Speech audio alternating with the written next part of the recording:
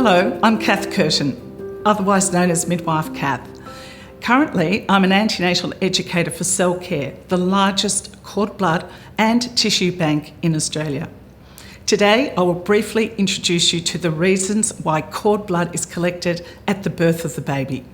It is important to note that you can only collect your baby's umbilical cord stem cells at birth, which is why it deserves careful consideration during pregnancy. Cell Care supports antenatal classes in hospitals, and we provide parents with a brief overview of umbilical cord stem cell and tissue banking.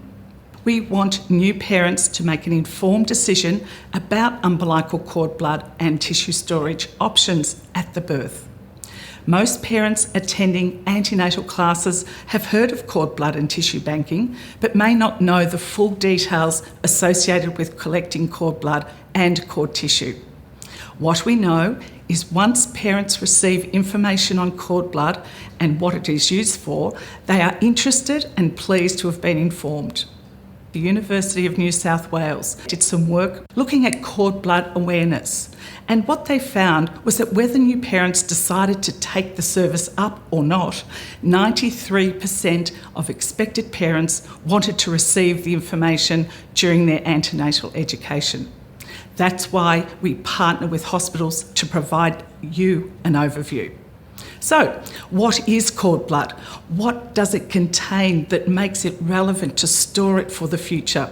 Cord blood is the blood left in the baby's umbilical cord and placenta at the time of birth. It is rich in powerful stem cells that has been used in transplant therapy over the past 30 years, which is in part why parents consider storing it for potential future use.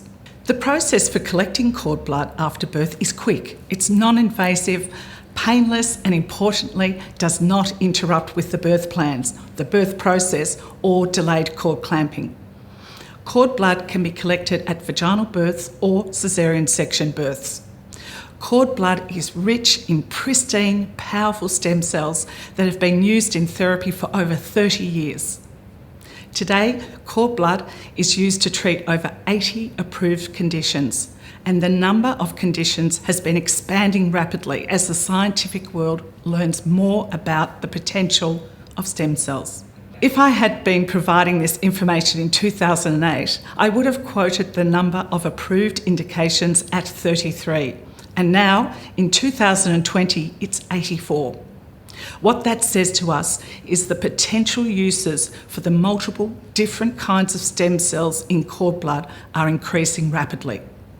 Historically, the use of cord blood has been for life-saving treatments in conditions such as leukemia, blood cancers, solid tumours, immune disorders and metabolic diseases.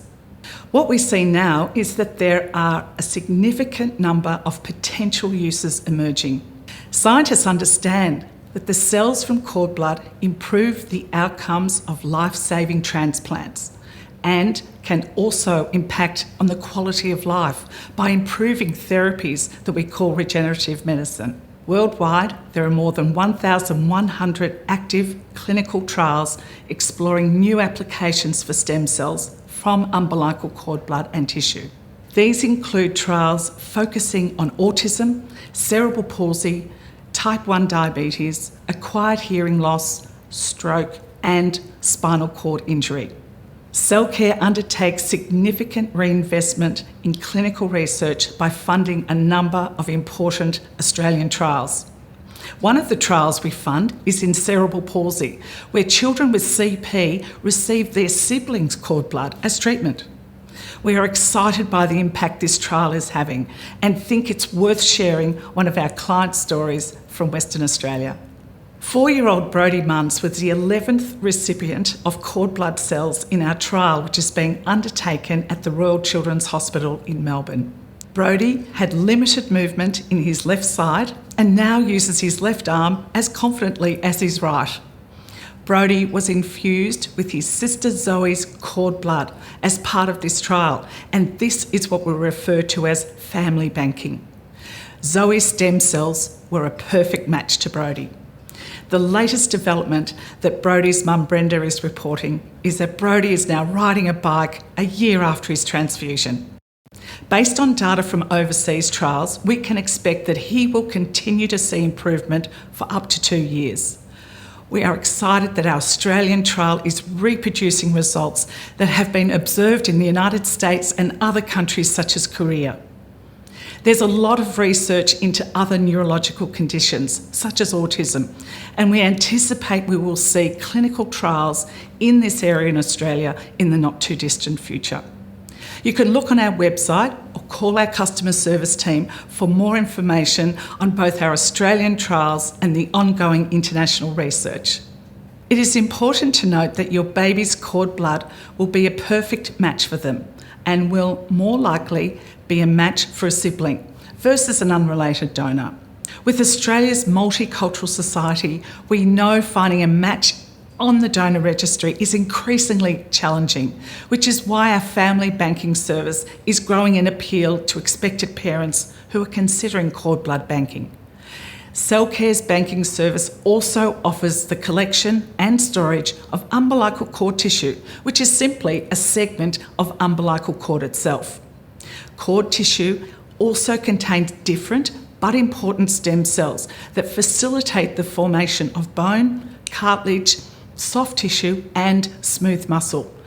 These stem cells are currently being investigated for use in conditions like nerve injury, MS, rheumatoid arthritis, osteoarthritis and paediatric therapy.